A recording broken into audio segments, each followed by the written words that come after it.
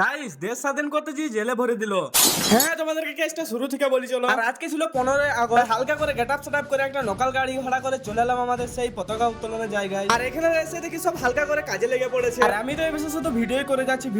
আর এখানে যেহেতু আমাদের মহাত্মা গান্ধী ছিল তাই আমাদের পতাকা উত্তোলন করতে কোনো অসুবিধা হয়নি। এখানে কালো মুক্তাকে নিয়ে একটু সাদা রং করছি আমি। সবাই মিলে যেটাই পারলাম সেটাই করলাম। আর এই পাশে দেখো পতাকাটা কিরকম উড়ছে দেখো হাওয়াতে ভারতে। পতাকা উড়া দেখে রোদের ভোল্টেজটা একটু বেশি বাড়িয়ে দিয়েছে। এই রোদে যত কষ্ট আমাদের পাড়াটা যেহেতু ইন্টারন্যাশনাল পাড়া তার জন্য আমাদেরকে মিলিটারি আনতে হয়েছে। দেখো আমাদের দেশের পতাকাটা কিরকম ভাবে উড়ছে হাওয়াতে। আর এটা হচ্ছে আমাদের গ্রাম ও ক্লাবের জন্য। আর এই পাশে দেখো আমাদের পাড়ার প্রাইমারি স্কুলে দেখি পতাকা উত্তোলন হচ্ছে।